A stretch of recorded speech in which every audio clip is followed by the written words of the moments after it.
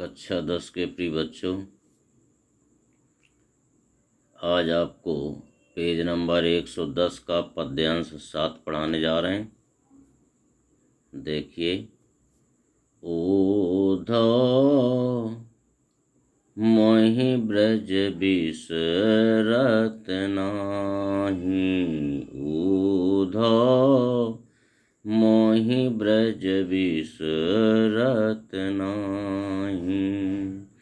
वृंदावन गो कुल बन उपवन, वृंदावन गो कुल बन उपवन, सघन कुंज की छाही, ऊधो मोहि ब्रज बिसरत नाही, ऊधो मोहि ब्रज बिसरत नाही।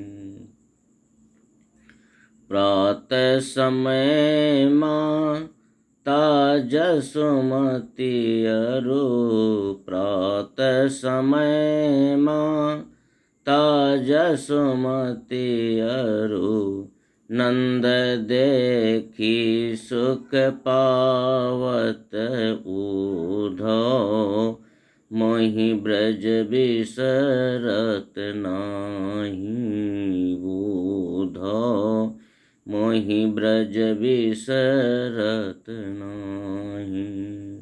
माखन रोटी दह्यो सजायो, माखन रोटी दह्यो सजायो, अति हित साथ खवावत, ऊधो मोहि ब्रज बिसरत नाही, ऊधो मोहि ब्रज बिसरत नाही।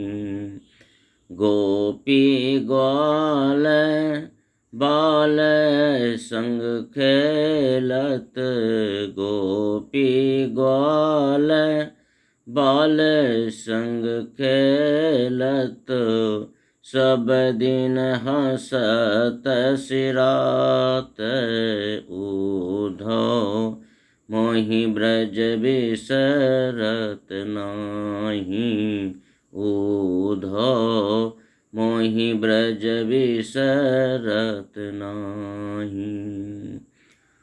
सूरदास धनी धनी ब्रजबासी, सूरदास धनी धनी ब्रजबासी, जिन सहित जदु जात, जिन सहित जदु तात, ऊधो मोहि ब्रज बिसरत नाही, ऊधो मोहि ब्रज बिसरत नाही।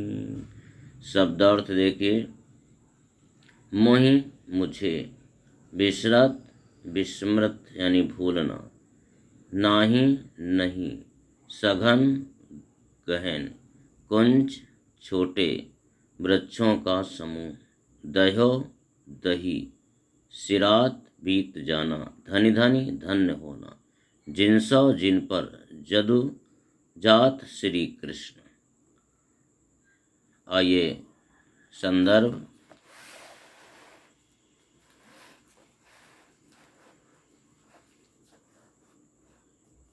संदर्भ पूर्वक यानी पहले जैसा। प्रसंग प्रस्तुत पद्यांश में सूरदास ने श्री कृष्ण की मनोदशा का चित्रण किया है। उद्धव ने मथुरा पहुंचकर श्री कृष्ण को वहां की सारी स्थिति बताई, जिसे सुनकर श्री कृष्ण भाव विभोर हो गए। व्याख्या। उद्धव मोहि ब्रज विसरत नाही। श्री कृष्ण उद्धव से कह रहे हैं कि हे उद्धव, मैं ब्रज को भूल नहीं पाता।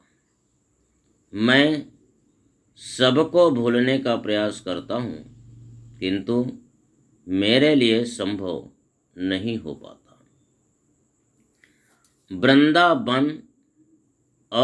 वृंदावन गोकुल वन उपवन सघन कुंज की छाई। वृंदावन और गोकुल के वन उपवन सभी मुझे याद आते हैं। वहाँ के कुंजों की घनी छाँव भी मुझसे भुलाए नहीं भूलती। प्रात समय माता जसुमति अरु नंद देख सुख पावत। प्रातःकाल माता यशोदा और नंद बाबा मुझे देखकर हर्षित होते तथा अत्यंत सुख का अनुभव करते थे। वह भी मुझे रह रहकर स्मरण हो आता है। माखन रोटी दहे सजायो अति हित साथ खवावत। माता यशोदा मुझे मक्खन रोटी और दही बड़े प्रेम से खिलाती थी। गोपी बाल संग खेलत सब दिन हंसत सिरात। गोपियां और ग्वाल बालों के साथ मैं खेला करता था। सारा दिन हंसते खेलते हुए व्यतीत होता था। ये सब बातें बहुत याद आती। सूरदास धनि धनि ब्रजवासी जिनसो हित जदतात। सूरदास जी कहते हैं कि वे ब्रजवासी धन्य हैं, क्योंकि श्री कृष्ण स्वयं उनके हित की चिंता करते हैं। उन्हें श्री कृष्ण के अतिरिक्त ऐसा हितैषी और कौन मिल सकता है। काव्यगत सौंदर्य, भाषा ब्रज, गुण माधुर्य, रस श्रृंगार, अलंकार में अनुप्रास, पुनरोक्ति प्रकाश, अलंकार, केवल यहीं तक। ये भाव साम्य आपको ये नहीं पढ़ना है। बच्चों, जितना हम आपको ये पैराग्राफ पढ़ाते चले जा रहे हैं, उनमें आप अच्छे से समझें और समझ करके उनको लिखने की आदत डालें।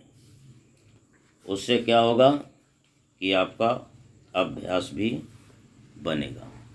दूसरी बात बच्चों, ये पद्यांश 7 की अंतिम लाइन में आप थोड़ा सा अपनी पुस्तक में करेक्शन भी कर लें।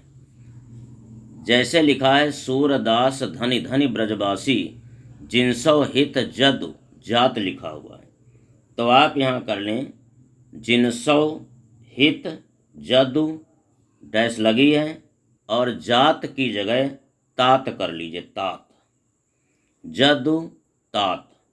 जदुतात माने होता है श्री कृष्ण। यहाँ जात नहीं है, जदुतात होगा, तो करेक्शन कर लें, जात की जगह तात कर लें, मतलब इसका श्री कृष्ण ही होता है। तो ये करेक्शन आप कर लें, ठीक है। बस इतना ही।